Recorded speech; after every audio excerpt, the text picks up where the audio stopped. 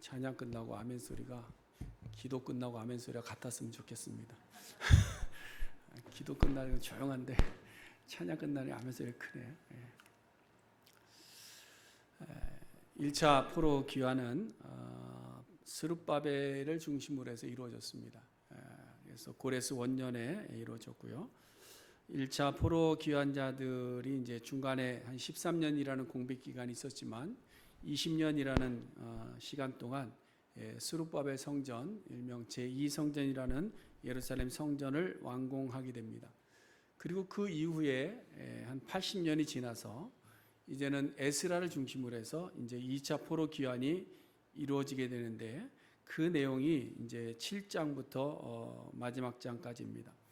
그래서 이제 7장과 8장은 이제 포로 귀환자의 명단과 그 다음에 예루살렘에 도착하기까지의 과정들을 이제 쭉 기록하고 있고요.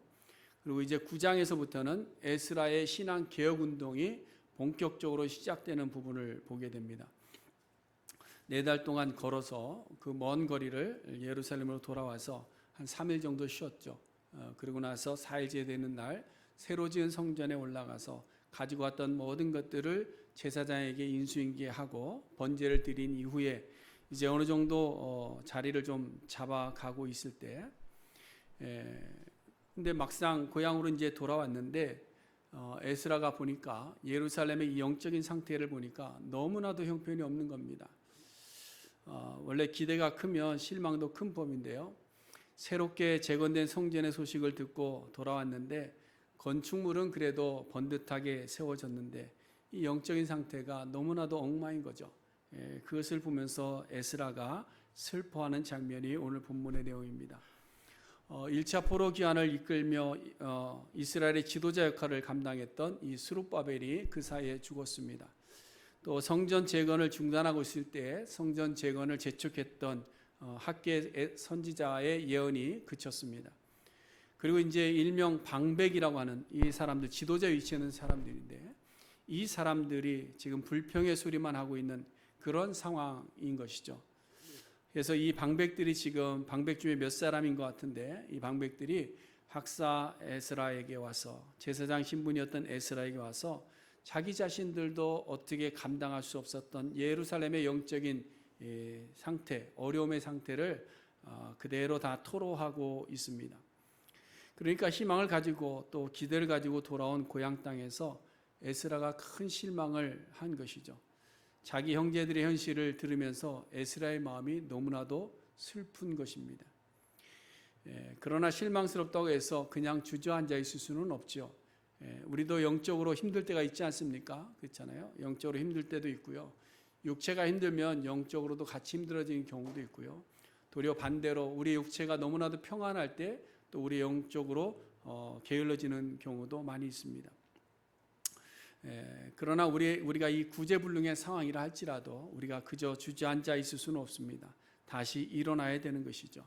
그러므로 우리도 오늘 이 본문의 말씀을 통해서 우리의 신앙 상태가 어떤지 하는 것을 좀 점검해 보고 또 우리가 무엇을 회복해야 될지를 한번 생각해 보면서 우리의 신앙의 회복의 개혁 운동을 좀 가속화했으면 좋겠다라는 생각을 해봅니다. 자, 그럼 에스라가 방백들로부터 이제 이야기를 듣고 슬퍼했는데 그들이 와서 이야기한 내용들이 뭔가, 영적인 상태가 어땠는가 하는 것이죠.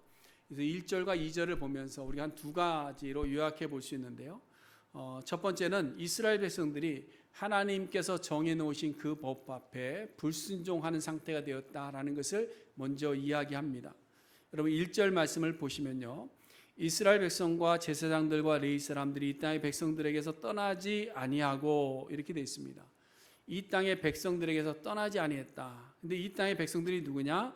가나안 사람, 헷 사람, 브리스 사람, 여부스 사람, 암몬 사람, 모압 사람, 애굽 사람, 아모리 사람들이다. 근데 이 사람들의 이 가증한 일에서 이스라엘 백성들이 떠나지 않았습니다라는 것을 이야기합니다. 그 다음에 이제 2절에도 보면 그들의 딸을 맞이하여 아내와 며느리로 삼아서 거룩한 자손이 그 지방 사람들과 섞이게 했다라고 이야기하죠. 여러분 당시 가나안 지역의 상황을 우리가 좀 생각해 보면요. 북이스라엘은 이제 아수르 제국에서 완전히 멸망합니다. 완전히 멸망당했고요. 그래서 아수르에 있는 사람들이 이주해서 와서 가나안 지역에 많이 들어와 살았습니다. 그 대표적인 지역이 이제 사두 그 바리새 쪽이죠. 그쪽에 있는데 사두 어디죠? 사마리아 근처 쪽에 많이 들어와 살았습니다. 또 남유다도 바벨론의 포로로 잡혀가 버린 상태에서 여러 다른 족속들이 남유다 지역에 이제 들어와 살게 된 것이죠. 마치 이민자의 나라인 미국처럼 많은 다양한 족속들이 그곳에 들어와서 터를 잡고 살고 있었다라는 겁니다. 근데 그 중에 이제 오늘 본문에서 언급하는 족속이 이제 8족속인데요. 여기 보면 5족속은 이스라엘 백성들이 가나안을 정복할 때에 이미 가나안에 살고 있었던 가나안 7족속 중에 5족속을 이야기합니다. 가나안과 헷과 브리스와 여부스와 아모리 족속. 여기는 이제 가나안 7족속 안에 들어가는 족속들이고요.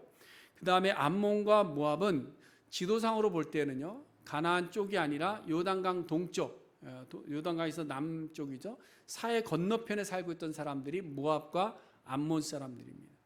이 사람들이 요단을 건너와서 살고 있었던 것 같아요. 그래서 가나안 땅에 정착해서 살고 있었고, 그 다음에 또 멀리 애굽에 있던 사람들도 가나안 지역으로 이주해서 살고 있었던 그런 상황을 오늘 본문이 우리에게 보여주고 있습니다.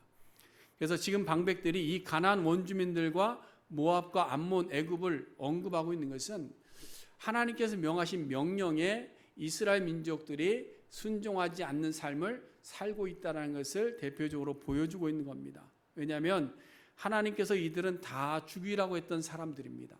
그리고 이스라엘 민족을 늘 괴롭혀왔던 민족들입니다. 이들은 이스라엘 백성과 전쟁할 때 하나님께서 이 전쟁하는 이들에 대해서 늘 완전히 다 죽여라 이렇게 이야기한 족속들이죠. 여러분, 모압과 암몬이 누군가 하면요, 아시는 분은 아시겠지만 아브라함의 조카 롯이 소돔성에서 도망에 나왔습니다. 도망에 나왔을 때 딸들이 같이 나왔는데 자손이 없으니까 이 딸들에게서 낳은 자손이 바로 모압 자손이고 암몬 자손입니다. 그래서 이 모압과 암몬은 이스라엘 민족과 늘 불편한 관계에 있었어요. 그래서 이스라엘 민족들이 가나안으로 들어올 때에 그들의 영토를 지나가지 못하도록 허락하지 않았던 족속이 모압과 암몬 족속입니다. 또 모압과 암몬이 이스라엘 본토를 늘 공격해서 괴롭히기도 했습니다. 애굽은 이미 우리가 알고 있다시피 이스라엘 민족을 노예로 삼았던 민족이 애굽입니다. 이런 사람들과 지금 남유다의 이스라엘 민족들이 섞여서 함께 살고 있다는 거예요. 그것을 이야기하고 있는 거예요. 그냥 지역만 분할해 살고 있는 것이 아니라 혈연 관계를 맺기도 했다는 겁니다. 그래서 거룩한 자손이 가나안 족속과 원수된 자들과 섞이게 되었다. 이것이 무엇을 우리에게 이야기하는가 하면 영적인 타락의 모습을 보여주는 거예요. 영적인 타락의 모습. 단순히 여러 민족 공동체가 함께 모여 사는 것이 타락이 아니라 하나님께서 명하신 말씀에 순종하지 않고 불순종한 것이 바로 영적인 타락이더라. 여러분, 가나안 7족속은 이미 하나님께서 약속의 땅으로 이스라엘 백성들에게 허락하실 때에 그들과 섞이지 말아라 분명히 말씀하셨어요. 섞이지 말아라. 다 죽이거나 아니면 내보내라. 그 이유가 뭘까요? 왜 그랬을까요? 신명기 7장 4절에 보시면 이렇게 이야기합니다. 그가 이방 족속을, 이건 이방 족속이죠. 그가 내 아들을, 누구죠? 이스라엘 민족이죠. 유혹하여서 그가 이방 족속들이 너희를 여호와를 떠나고 다른 신들을 섬기게 함으로 여호와께서 너에게 진노하사 갑자기 너희를 멸하실까 두렵다라는 거예요. 그들이 믿는 이방의 신들을 너희로 하여금 섬기게 해서 하나님께 너희를 칠까 두렵다. 그러니까 그들과 섞이지 말아라. 이렇게 이야기한 거죠. 여러분, 하나님께서는 자기 백성을 지독하게 사랑하십니다. 믿으십니까? 하나님은 자기 백성을 지독하게도 사랑하세요. 그렇기 때문에 자기 백성들이 다른 신을 섬기게 되어서 하나님의 진노 아래 들어간 것을 견디지를 못하시는 겁니다.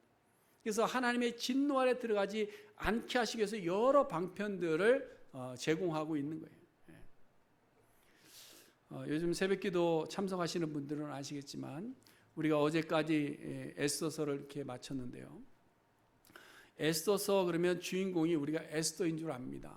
뭐 죽으면 죽으리라 유명한 말이 있어서 에스더가 주인공처럼 보이는데 사실 우리가 읽다 보니까 누가 주인공이냐면 모르드게와 하만이 주인공인 것 같습니다.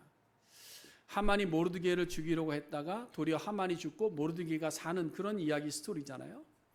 근데 이것이 단순히 하만과 모르드게의 권력 다툼에서 모르드게가 이겼다 이걸 이야기하는 것이 아닙니다. 그 내용을 자세히 살펴보면 이스라엘 민족과 아말렉 족속의 전쟁의 마무리 장면이 에스더의 장면이다. 저는 그렇게 봅니다. 왜 그런가 하면요. 모르드게와 하만의 선조들을 찾아가 보면 알 수 있습니다. 모르드게의 선조가 누굽니까? 베냐민입니다. 베냐민의 자손. 베냐민 자손 중에 왕이 있죠. 누굽니까? 사울 왕입니다. 그 다음에 하만은 누구의 자손이냐? 아각의 자손입니다. 이 아각이 누구냐면 아말렉의 왕입니다.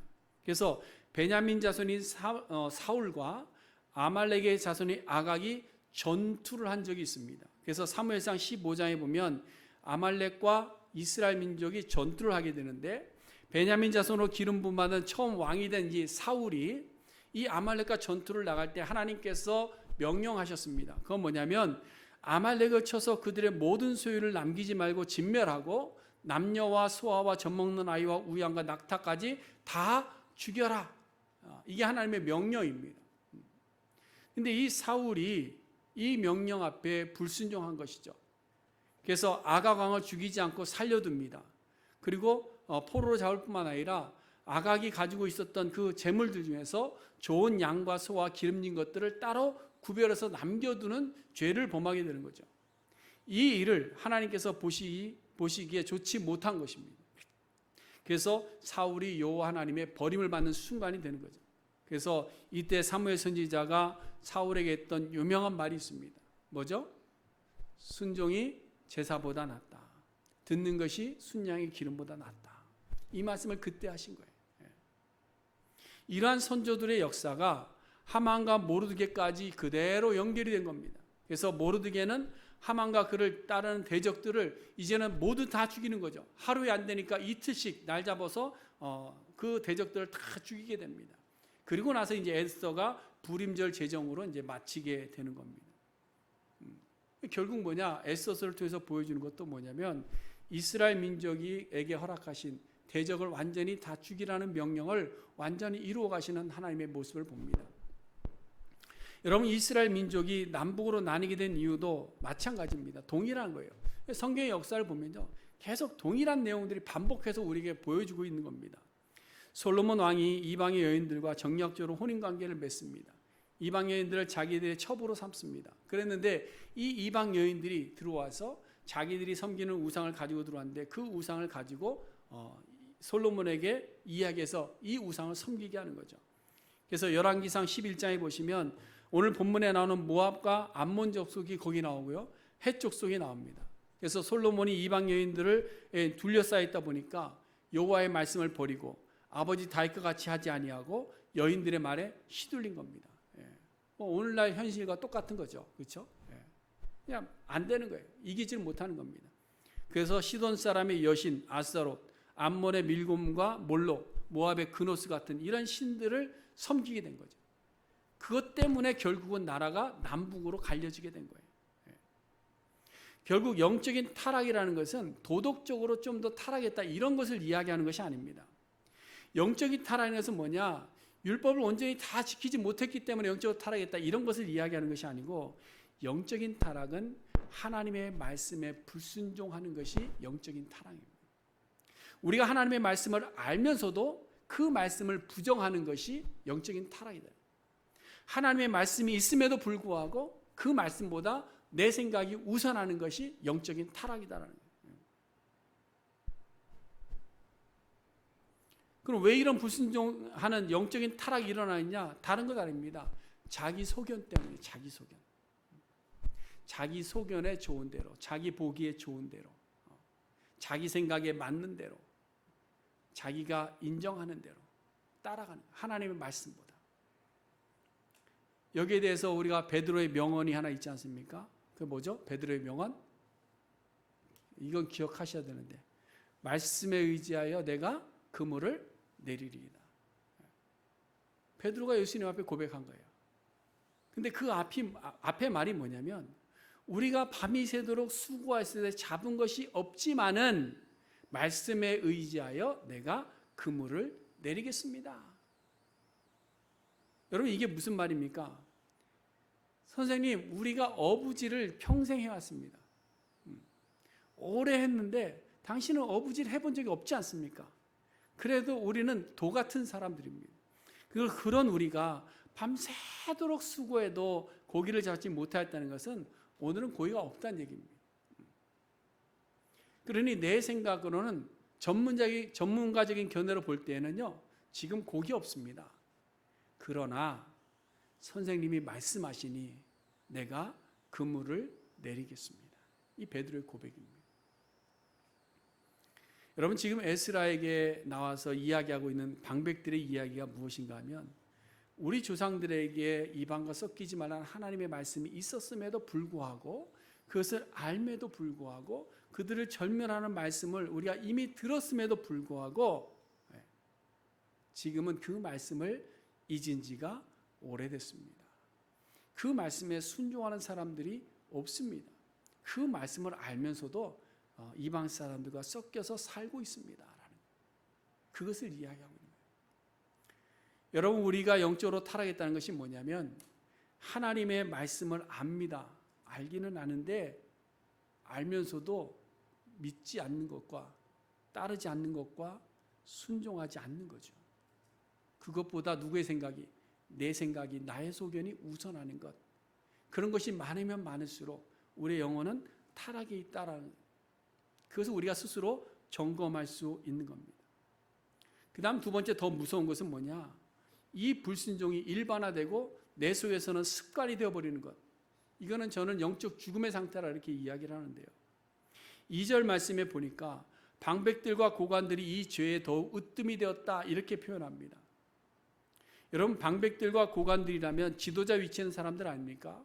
유대인들의 지도자는 단순히 정치적인 그런 권력자만을 이야기하는 것이 아니에요. 영적인 면에서 모범이 되어야 되는 사람들입니다. 그리고 모든 백성들의 중심이 되는 사람들을 의미합니다.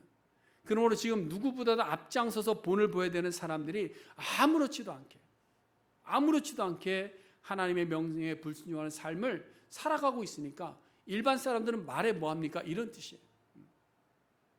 지금 이스라엘 민족의 영적 타락의 상태가 얼마나 심각한지를 단적으로 보여주고 있는 사람입니다. 지도자부터 백성에 이르기까지 다 썩었다는 거예요. 모두가 하나님의 말씀을 어기는 것이 일반화되어 있다는 겁니다. 하나님의 말씀을 어겨도 부끄러움이 없다는 거예요. 하나님의 말씀에 불순종해도 기억하지 않아도 그것을 알면서도 자기 생각대로 사는 것이 일반화되었고 습관화되었다는 거예요.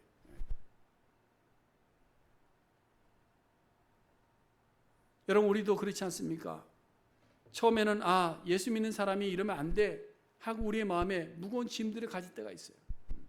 그래서 눈치도 보고 마음에 부끄러움도 있고 하나님 앞에서 죄의 고백도 해보는데요. 나보다 먼저 믿었다는 사람의 모습을 보면서 저 사람도 이렇게 하네? 우리 목사님도 저렇게 하네?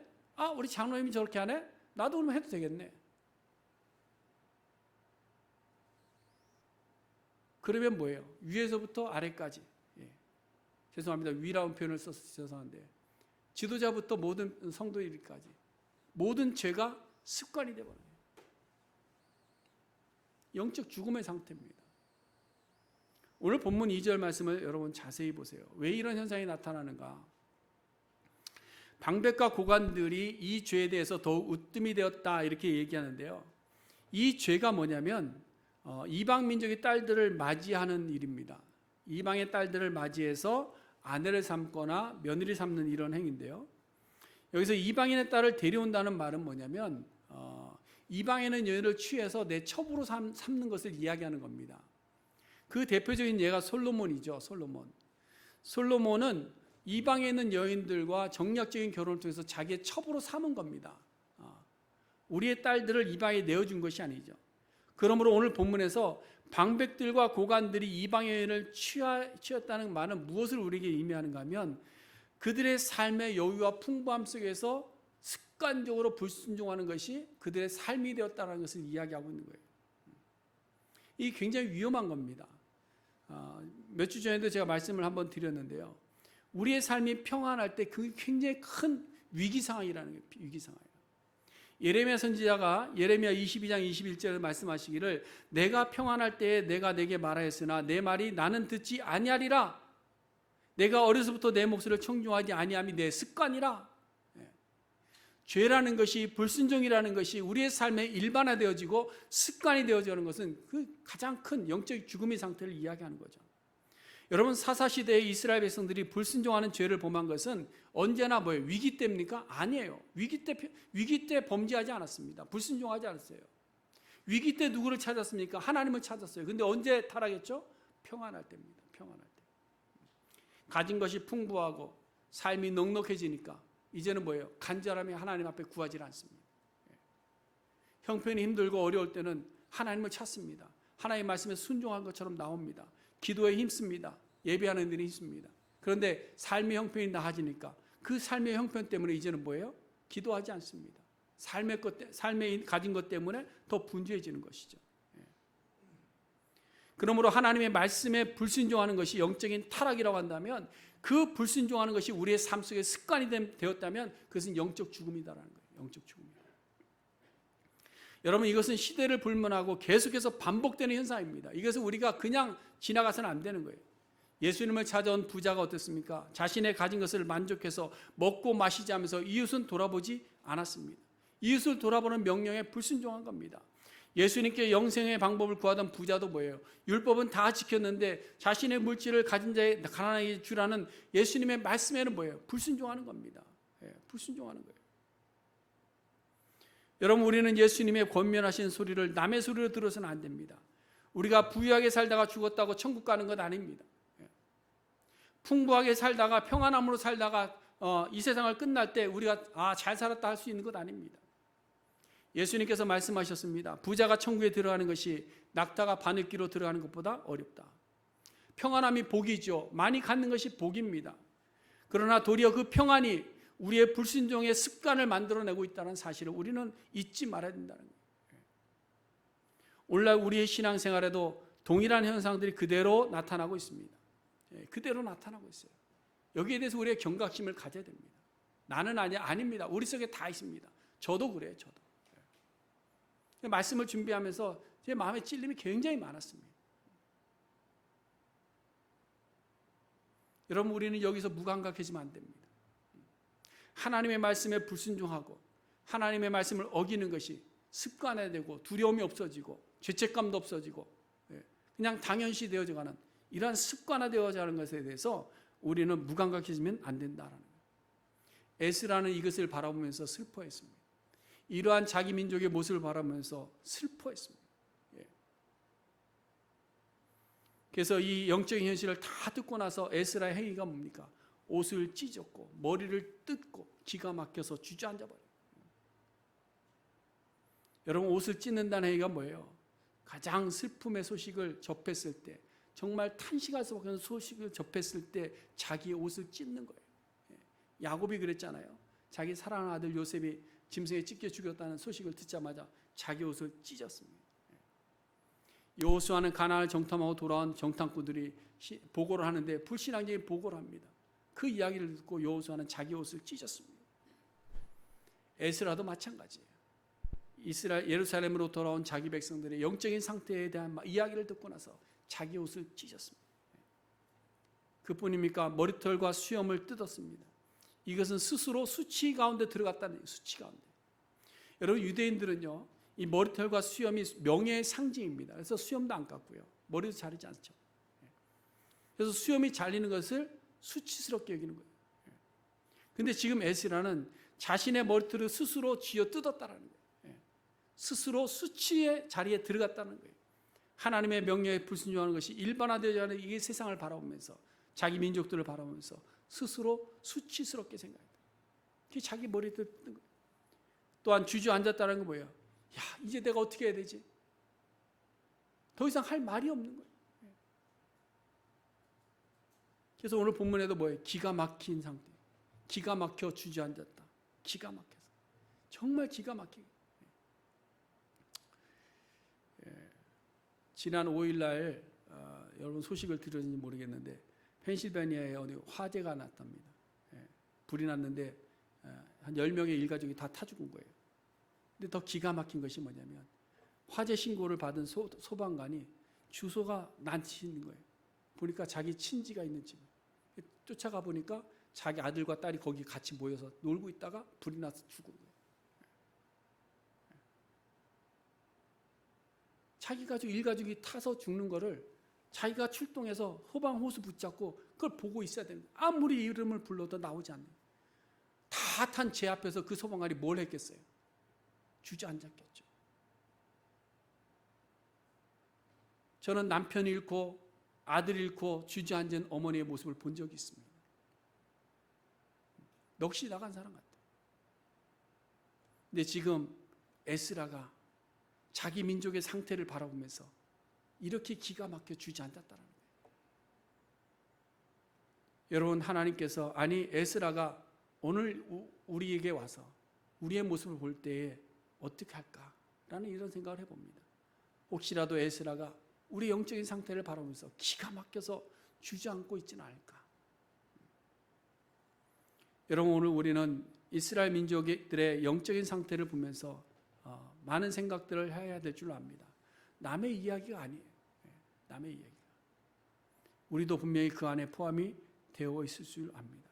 말씀을 전하는 저나 우리 함께 예배하는 모든 성도님들도 경각심을 가지고 우리 안에 죄가 습관화되어 있지는 않은지, 하나님의 말씀에 불순종해도 거리낌이 없는 그런 상태는 아닌지 우리 자신들을 돌아봐야 될 줄로 압니다.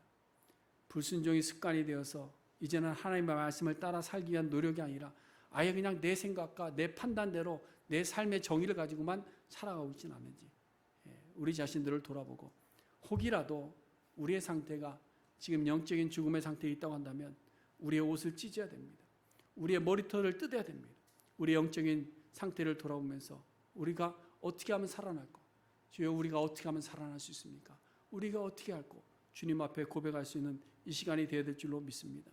이미 말씀을 한번 드렸는데요. 육적인 평안함과 풍요로움의 유혹에 여러분 넘어지지 마시기 바랍니다. 우리는 하나님 나라에 들어가는 그 순간까지, 새 예루살렘에 도착하는 그 순간까지 싸워야 됩니다. 무엇과? 불순종이 내 속에 습관이 되지 않도록 싸워야 되는 겁니다. 그래서 내 뜻과 내 생각이 하나님의 말씀을 앞서려고 할 때에 나 자신을 쳐서 복종시켜야 되는 거예요. 그래서 내 생각과 내 뜻에 맞지 않는다 할지라도 하나님이 말씀하시면 그 말씀에 의지하여서 그물을 내리는 순종적인 삶을 살아가는 우리 모두가 될 수 있기를 간절히 바랍니다. 그래야 우리 영이 회복됩니다.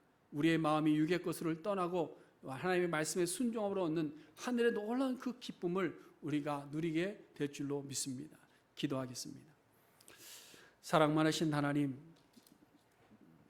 에스라가 예루살렘으로 돌아와서 예루살렘에 있는 자기 민족의 영적인 상태를 바라보면서 옷을 찢고 머리털을 쥐어뜯고 기가 막혀 주저앉았는데